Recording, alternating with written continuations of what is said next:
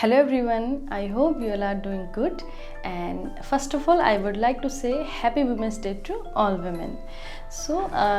Women should be prosperous, women should be empowered. The most important thing is women should be healthy and everyone should be healthy. So in this video we are going to talk about the very famous problem, that is uric acid, and how you can cure your uric acid, what is uric acid, the symptoms of uric acid, and with the help of yoga and Ayurveda you can cure your uric acid. First of all we would understand what is uric acid. जब भी हम purine rich diet लेते हैं, जैसे कि आप non veg ले रहे हैं या आप dairy products, heavy dairy products ले रहे हैं, फुल क्रीम मिल्क आप कंज्यूम कर रहे हैं, तो जब भी आप प्यूरिन रिच डाइट लेते हैं तो आपकी बॉडी में प्यूरिन के मेटाबॉलिज्म के बाद जो वेस्ट प्रोडक्ट निकलता है उसे यूरिक एसिड कहते हैं।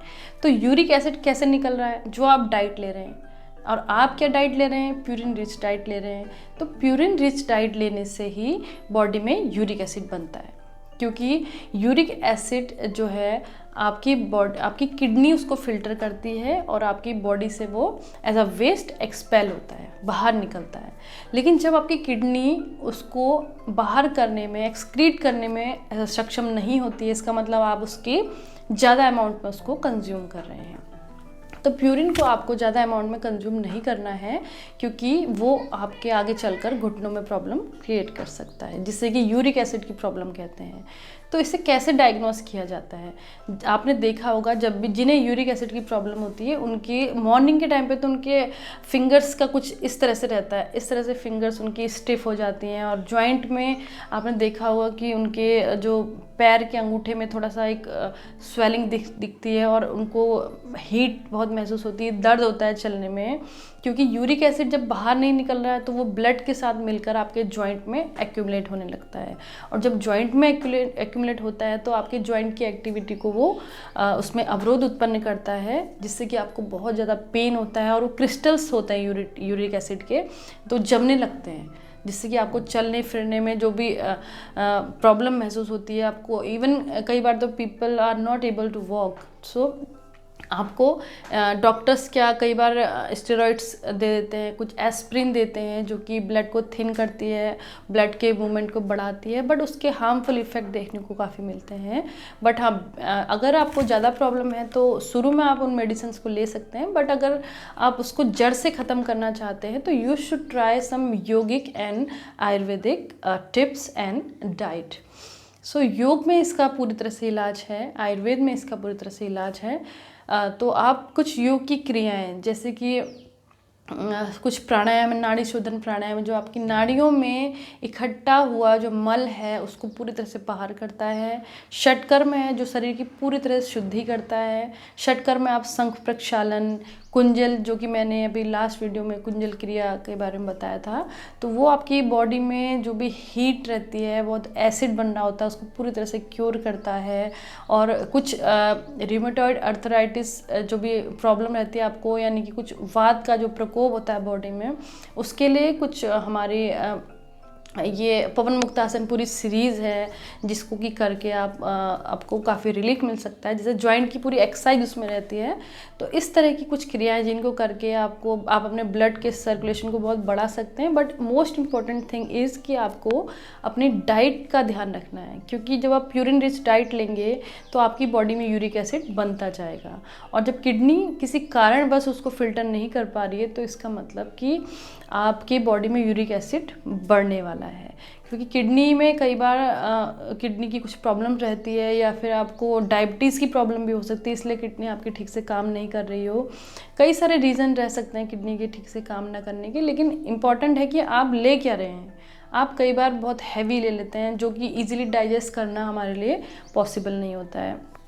अभी इसमें कई सारे आपको अपने डाइट को चेंज करना होगा, जैसे कि आप अल्कोहल लेते हैं या आप कॉफ़ी, चाय बहुत ज़्यादा सेवन करते हैं, तो उन सबको आपको पूरी तरह से स्किप करना है। अगर आपको यूरिक एसिड से छुटकारा पाना है, राहत लेनी है, तो आप ग्रीन टी ले सकते हैं उसकी जगह। जैसे आपको चाय पीने की बहुत हैबिट है तो ग्रीन टी लीजिए, एप्पल साइडर विनेगर है, और आप बटर मिल्क ले सकते हैं। ये हेल्दी चॉइसेस हैं जिसको आप ले सकते हैं और आपको काफ़ी रिलीफ मिलेगा।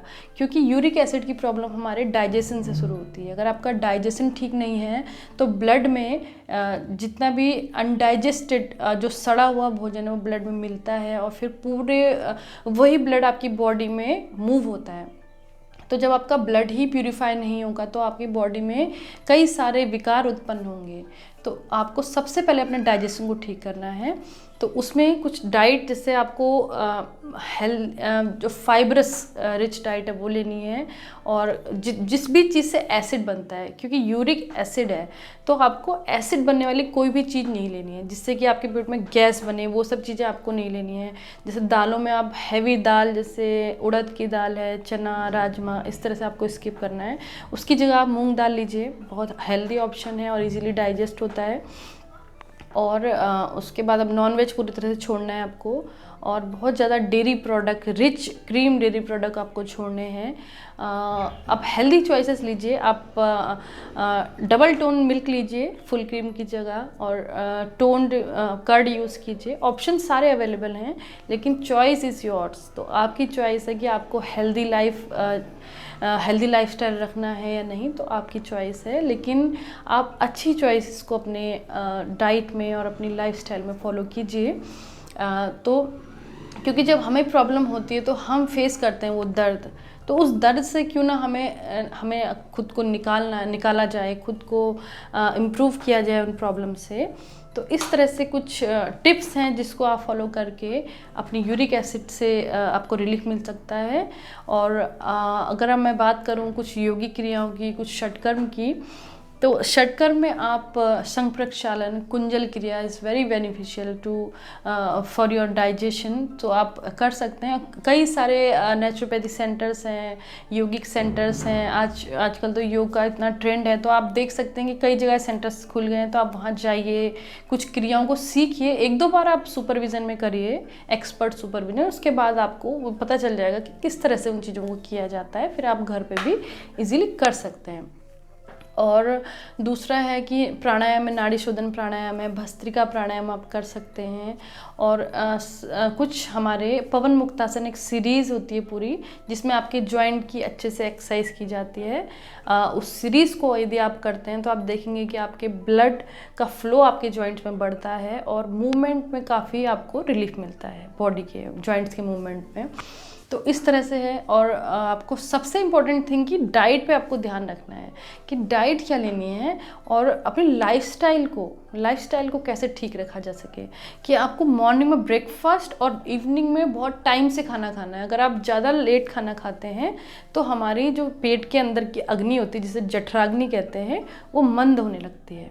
तो वो 7 बजे के बाद आपको खाना नहीं लेना है, उससे पहले आप खाना खा लीजिए, या मैक्सिमम आप 8 बजे तक अपने रात का जो डिनर है उसको आपको कर लेना चाहिए, जिससे कि खाना जल्दी डाइजेस्ट हो जाए। अब आपकी जो जठराग्नि है वो मंदाग्नि में बदल जाएगी, मंद हो जाएगी जब वो अग्नि, तो खाना डाइजेस्ट नहीं हो पाएगा। तो इस तरह से आपको कुछ छोटी छोटी टिप्स को फॉलो करके अपनी प्रॉब्लम से आपको रिलीफ मिलेगा, और आप देखते हैं कि आपकी लाइफ कितनी ब्यूटीफुल हो जाती है।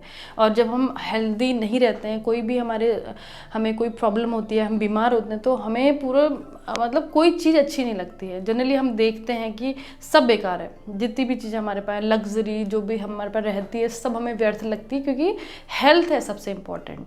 तो अपनी हेल्थ का ध्यान रखिए।